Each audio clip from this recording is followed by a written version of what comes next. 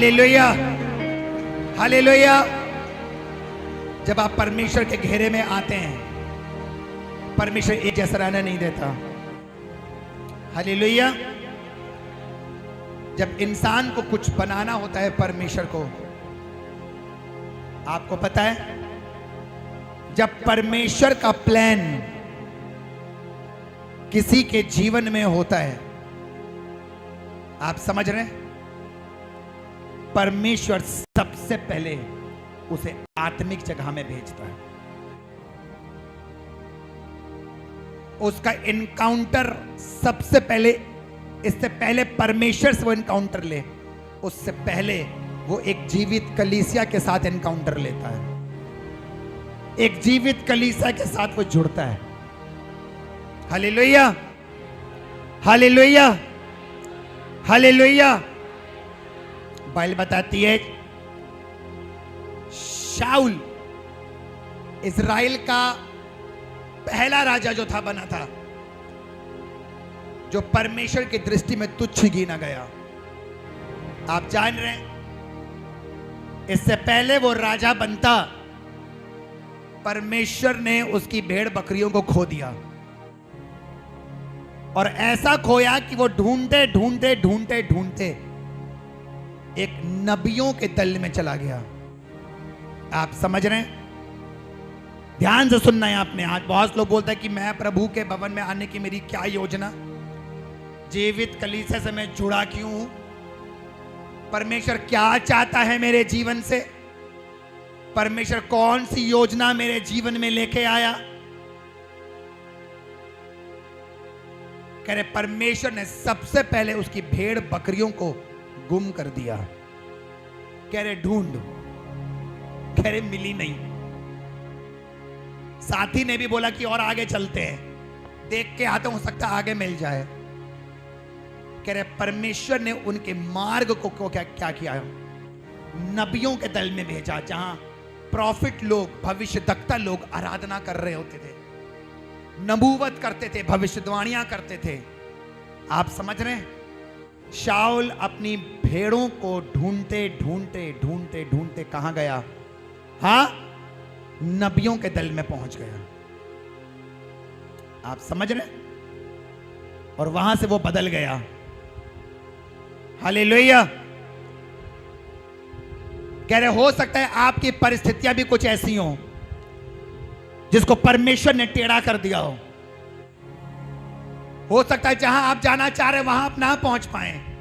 हो सकता है जो चीज आप अपने जीवन में गवाही को लेना चाह रहे वो भी परमेश्वर रोक के रखा है, और परमेश्वर आपको बोल रहा है और बढ़, और बढ़, और कलीसिया के साथ बढ़, और परमेश्वर के साथ बढ़, और चल, और चल, और आगे चल।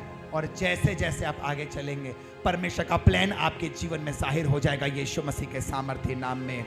मैं बता रहा हूं, ये थर्ड डिलीवरेंस संडे आपके लिए ब्लेस्ड है, यीशु मसीह के नाम में। मैं बता रहा हूं, ये 7 तक जाते जाते आप अपने जीवन में बड़ी गवाहियों को देखेंगे, यीशु मसीह के नाम में। मैंने बोला हर वो शत्रु की चाल को आप रौंद देंगे, यीशु मसीह के नाम में। मैंने बोला जो आप यहां से लेके जा रहे हैं, ये 7 दिन आपके जीवन में काम करने वाला, यीशु मसीह के नाम में। आपके दर्शन बदलेंगे, आपकी प्रार्थनाएं बदलेंगी, यीशु मसीह के सामर्थ्य नाम में। हालेलुया। तारीफ कर एक बार जोर से, हालेलुया। आधे लोग बैठे, आधे लोग खड़े। क्या आप परमेश्वर को आदर देते हो? पहले आप ये देखो। आधी कलीसिया खड़ी है, ये हंसने वाली बात नहीं है, आपको शर्म आना चाहिए। इससे पहले आप प्रार्थना कराओ और आप प्रभु से प्रार्थना करो, अपना चेहरा आईने में देखो और छुपा लो और बोलो मुझे शर्म आ रही है। क्योंकि जो प्रभु से लेना चाहता है उसको यह नहीं पता कि परमेश्वर के सामने खड़े कैसे रहना है।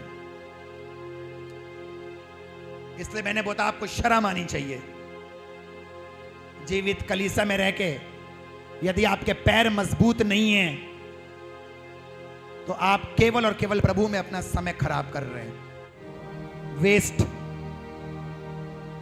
उस इंसान के समान जिसने अपनी बुनियाद बालू पर बनाई है। याद रखना, आपको नहीं पता परमेश्वर की उपस्थिति में रहना कैसा है। अरे परमेश्वर ने मूसा को भी बोल दिया कि जहां तू खड़ा है ना, डिसिप्लिन के साथ सही से खड़ा हो, अपनी जूती चप्पल उतार दरवाजे के बाहर और तब आ खड़ा हो।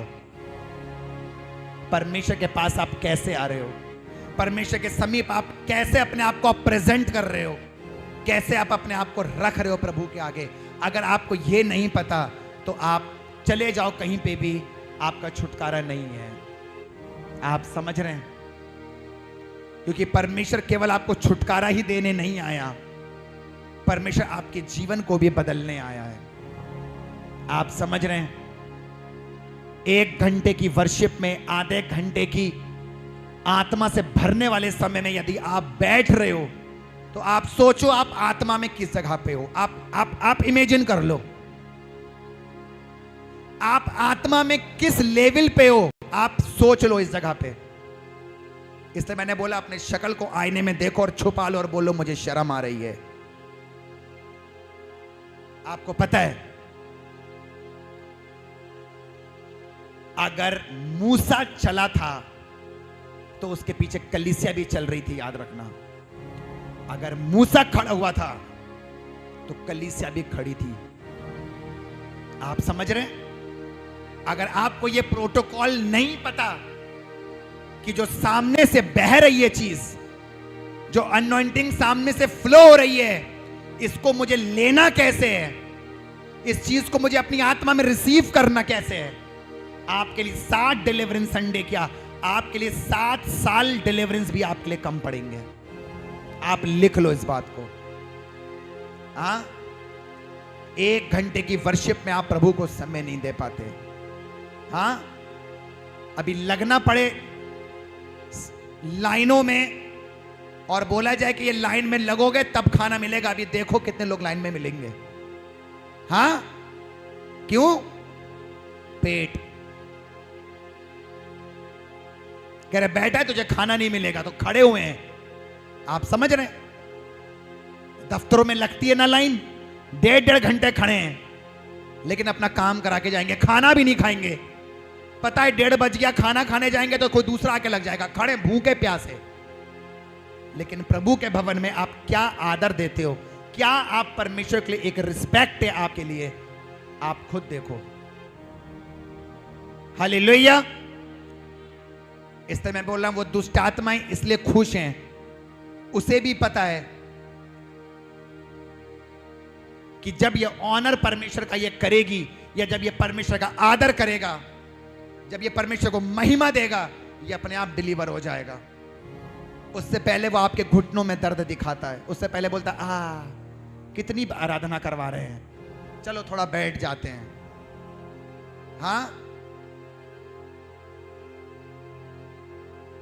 आपको प्रभु के भवन में मजबूत बनना है।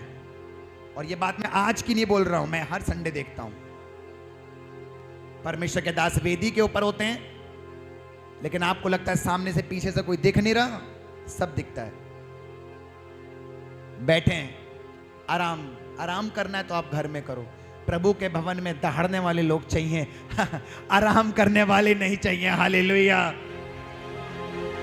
प्रभु के भवन में दहाड़ने वाले चाहिए। बोलते ना यहूदा दादा शेर, तो ओदा पुत्र भी दहाड़ने वाला है, याद रखना। ओदा बच्चा भी दहाड़ने वाला है। लेट के खुजली करने वाला नहीं है, ऐसे वाला। आप समझ रहे हैं? ऐसे खुजली करने वाला नहीं बनना है मैं। अब मैं नाम नहीं बोलूंगा उस जानवर का, समझ रहे हैं? क्या बनना है? शेर बब्बर बनना है। हालेलुया। वरना वो गोलियत आपके सामने खड़ा रहेगा और वो आनंद मनाएगा। अगर आपकी लाइफ परमेश्वर के प्रोटोकॉल के ऊपर, परमेश्वर के प्रिंसिपल्स के ऊपर, उसके नियमों के ऊपर आपकी लाइफ नहीं है, याद रखना आप कुछ नहीं कर सकते। आप नल के नीचे ग्लास लेके सुबह से शाम तक खड़े रहो, लेकिन आपको यह नहीं पता उस नल को जब खोलोगे तभी पानी भरेगा। उसका सिद्धांत है, ये उसका नियम है। आप समझ रहे हैं? जब आप नल खोलोगे पानी ग्लास में अपने आप आ जाएगा। आप नल नहीं खोलोगे, आप सुबह से लेकर रात तक खड़े रहोगे, आप खड़े रहोगे, आपका ग्लास नहीं भरने वाला। आप वैसे के वैसे ही आप प्यासे रहोगे। वैसे ही परमेश्वर के भी नियम है। यदि आप चाहते हैं परमेश्वर से कुछ लेना, तो मैं आपको बता रहा हूं परमेश्वर के प्रोटोकॉल को, परमेश्वर के वचन को आपको सही तरीके से इस्तेमाल करना है। हालेलुया। आज दूसरी कलीसियाओं को आप जहां देखते हैं, जहां आप लोग जाते हैं, वो ग्रो क्यों कर रही हैं? क्योंकि वहां के लोग मजबूत हैं। आप समझ रहे हैं? समय देख के कभी वर्शिप मत करो, माहौल देख के कभी वर्शिप करने की कोशिश मत करो। आप आए हो, आपको नहीं पता जब आप वर्शिप करते हैं आप कितने बंधनों से आप आजाद हो जाते हैं। रियल है ये। आपका शरीर हल्का हो जाता है। शत्रु ने जो रात में आपके ऊपर तीर छोड़े हैं, आप जब वर्शिप करते हैं, आप वो शत्रु के तीर, वो जादू टोने, वो अंधकार की ताकतें जो अगले दिन को ये गलत चीज आपके पास लेके आने वाला था, आप वर्शिप कर रहे हैं यहां पे, और बच्चे आपके आजाद हो रहे हैं जो बाहर हैं। कोई एक्सीडेंट से छूट रहा है, कोई गलत रिश्तों से छूट रहा है, कोई नशे से छूट रहा है। मैं बता रहा हूं, जब आप वर्शिप कर रहे हैं उसी समय परमेश्वर का आत्मा सबसे ज्यादा लोगों को टच करता है। हकीकत है। कई लोगों के ऊपर आत्मिक वरदान उतरते हैं, कई लोगों के ऊपर स्पिरिचुअल गिफ्ट इंपार्ट हो जाते हैं उसी समय। कब? जब आप वर्शिप कर रहे हैं, रूह से वर्शिप कर रहे हैं, अपना हार्ट खोल के, हृदय खोल के परमेश्वर की आराधना कर रहे हैं। आप जानते हैं दाऊद के विषय में, दाऊद जब आराधना करता था, परमेश्वर की महिमा करता था, लोग हंसते थे, कह रहे ये कैसी आराधना है, हम तो ऐसे वाली आराधना करते हैं, ये कैसी आराधना कर रहा है, टांगे उठा उठा के, हाथ फेंक फेंक के आराधना कर रहा है। कह रहे उसकी पत्नी मीकल उसके ऊपर हंसी, और हंसने का परिणाम को पता क्या मिला? पूरे जीवन बांझ रही वो, बच्चा पैदा नहीं कर पाई, पूरे जीवन बांझ। आप समझ रहे हैं? पूरा जीवन उसकी कोख नहीं खुली, परमेश्वर ने उसकी कोख को बंद कर दिया, बंद कर दिया। अरे पूरे जीवन वो बांझ रही वो। इसलिए मैं बोलता, जब आप आराधना कर रहे हैं तो ऐसे झूम के नाच के परमेश्वर की परस्तिश करो जैसे आपने कही। आपने देखा लोग कितने आत्मा में भरे, कितने बंधन उनके टूटे होंगे, जो शैतान ने पूरे हफ्ते उनके ऊपर हथौड़े मारे होंगे। आज कितने लोगों की लाइफ से वो जंजीरें टूटी आज यीशु मसीह के नाम में। मैंने बोला तारीफ करो आज यीशु मसीह के सामर्थ्य के नाम में। हालेलुया। जिस चीज की जिज्ञासा आपके अंदर नहीं है, वो परमेश्वर आपके जीवन में कभी नहीं देता। याद रखना, जिस चीज की चाहत आपके अंदर नहीं है परमेश्वर के लिए, परमेश्वर वो चीज उस इंसान को कभी नहीं देता। जिस चीज की आप इच्छा अपना रख के बैठे हैं, आप समझ रहे हैं, वो चीज परमेश्वर देता है। आप घर से क्या सोच के आए कि मुझे प्रभु में आज क्या लेना है, मुझे परमेश्वर में आज कैसा प्रभु को मुझे देना है। आप जब आते हैं, आप एक माइंड सेट लेके आते हैं, आप कुछ विचारों के साथ आते हैं, आप कुछ सोच के घर से निकलते हैं कि हाँ आज मैंने परमेश्वर से ऐना आत्मा से भरना जो मैं 2 साल से नहीं भरी, आज मैं ऐसा भरूंगी, या आज मैं ऐसा परमेश्वर की आत्मा से भरूंगा, आज अपने पुराने वेदियों को मैं डाहूंगा। मैं आपको बता रहा हूं, और जैसा आप परमेश्वर से मांगोगे, परमेश्वर सेम आपकी लाइफ में वैसे ही काम करेगा यीशु मसीह के नाम में। हालेलुया। जो लोग पहली बार परमेश्वर के भवन में अगर वो हैं तो वो खड़े हो जाएं, हम उनका स्वागत करेंगे। जो पहली बार आज खुदावन के भवन में आए, हम ताली बजा के इन लोगों का स्वागत करें यीशु मसीह के नाम में। हालेलुया। आज सुपर ब्लेस संडे यीशु मसीह के नाम में। हालेलुया।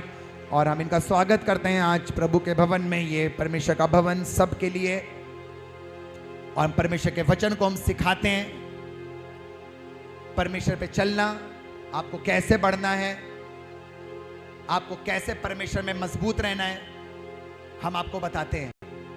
हालेलुया। और ये चर्च सुबह 10 बजे चलता है, जहां आप आ सकते हैं, अपने परिवार के साथ आ सकते हैं। चर्च सबके लिए, संगति सबके लिए, सत्संग भवन सबके लिए, परमेश्वर की उपस्थिति सबके लिए। हालेलुया।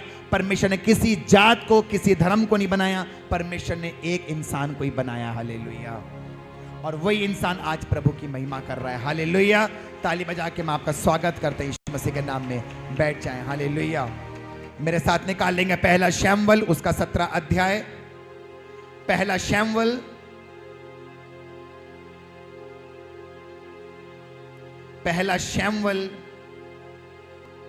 और उसका 17 अध्याय और उसकी 42 से लेके 47। पहला शमूएल, और आप जानते हैं ये डिलीवरेंस संडे है। इसमें आपको डिलीवरेंस में चलने की आपको टीचिंग दी जाएगी कि केवल आप वचन को सुने ही ना, बल्कि इन 7 दिनों में जाके आप घर पे जो प्रार्थनाएं करें उसके द्वारा आप अपने जीवन में छुटकारा ले सकते हैं। हालेलुया।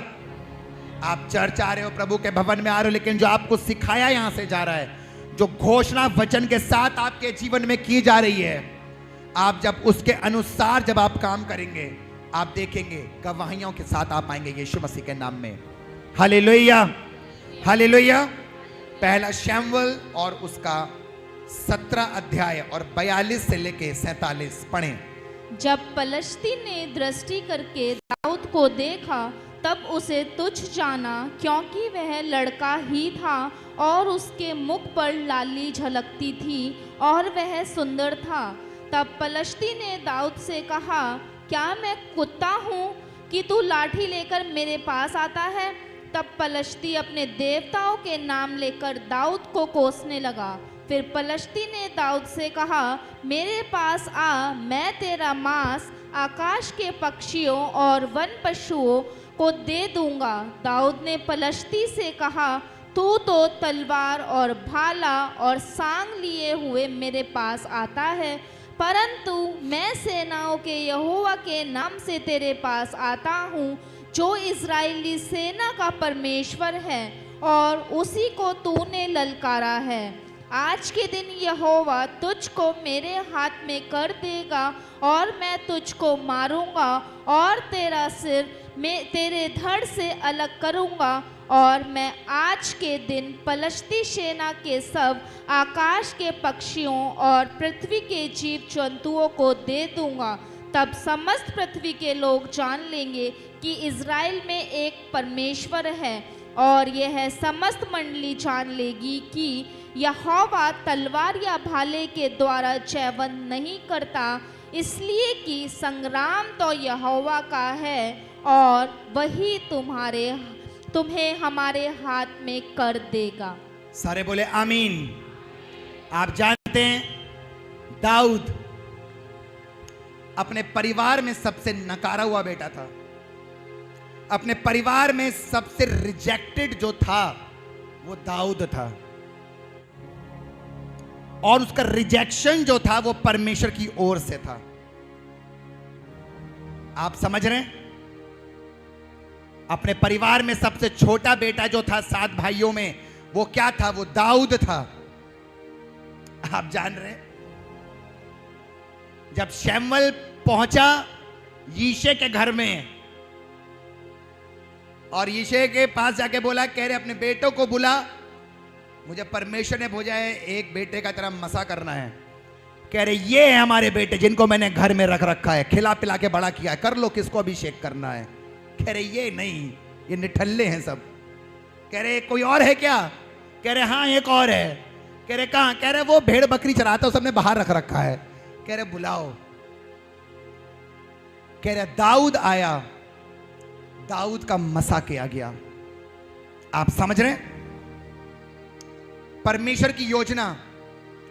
इससे मैंने आपको बोला, जब परमेश्वर आपकी जीवन में कुछ योजना रखता है, हो सकता है आप अपने परिवार से रिजेक्शन में चल रहे हो सकता है अपने माइंड में आप अपने आप को तुच्छ समझ रहे हो सकता है आपके रिश्तेदार आपको अच्छा ना समझ हो क्योंकि आपने प्रभु को ग्रहण किया। लेकिन याद रखना, वहीं से परमेश्वर आपकी स्टोरी बनाना चालू करता है। उसी जगह पे परमेश्वर की कलम उठती है आपके लिए कुछ लिखने के लिए। अगर आप एक कंफर्ट जोन में हैं, अगर आप बिल्कुल आरामदायक जिंदगी जी रहे हैं और आप बोल रहे हैं कि ये आंधी तूफान मेरे जीवन से हट जा, ये श्राप मेरे जीवन से हट जा, ये दुष्ट आत्मा मेरे जीवन से हट जाएं, मेरे बच्चे नशे से आजाद हो जाएं, मेरी बेटी व्यभिचार से आजाद हो जाए, मेरा बेटा व्यभिचार से आजाद हो जाए, मेरी बेटी नशे से आजाद हो जाए, वो नहीं हो सकता। क्यों? क्योंकि अभी परमेश्वर की योजना उतरी नहीं है। परमेश्वर की योजना को उतारने के लिए सबसे पहले जो परमेश्वर इस्तेमाल करता है वो होता है आपका अकेलापन। जहां परमेश्वर अकेलेपन में आपको तैयार करेगा, आप समझ रहे हैं? जहां परमेश्वर अकेलेपन में आपको तैयार करेगा। हो सकता है आज आप यहां पे प्रार्थना करा रहे हो हमारे पास आके, लेकिन परमेश्वर आपको उस समय के लिए तैयार कर रहा है कि तुम खुद घर में बैठ के प्रार्थना करो अपने लिए और अपनी वेदियों को डहाओ। इसलिए मैंने बोला जब परमेश्वर के जीवन में किसी की योजना होती है, या तो सबसे पहले वो जीवित कलीसिया से जुड़ता है या एक अनॉइंटेड मैन ऑफ गॉड के अंदर में जाता है। मैंने आपको बताया शाऊल का जब राजा बनना था, जब शाऊल का प्रमोशन होना था, उसे प्रॉफिट्स, उसे नबियों के दल में, उसे भविष्यद्वक्ताओं के भीड़ में भेजा। जब दाऊद को राजा बनाना था, दाऊद के पास किसको भेजा? शैम्बल नबी को भेजा। अनॉइंटेड मैन ऑफ गॉड के साथ आपका इनकाउंटर होता है, और होता किस लिए? ताकि आप अपने डिलीवरेंस को क्या करने पाओ? लेने पाओ। आज बहुत सारे लोग शरीर में डिलीवरेंस लेके बैठे हैं, लेकिन माइंड में डिलीवरेंस नहीं है। आप जान रहे हैं? और जब तक दिमाग में यानी कि विचारों में जब तक डिलीवरेंस नहीं है, वो शरीर फिर से अंधकार में जा सकता है। क्योंकि दिमाग आपको बार बार बोलेगा ये पाप कर, वो कर, ये कर, ये कर। क्योंकि दिमाग की सप्लाई जो है, जहां पे शैतान हवा का राजकुमार, जहां ड्रैगन बैठा है, वो जो सबसे बड़ा गोलियत है, उसको आपने हटाया नहीं वहां से। आप समझ रहे हैं?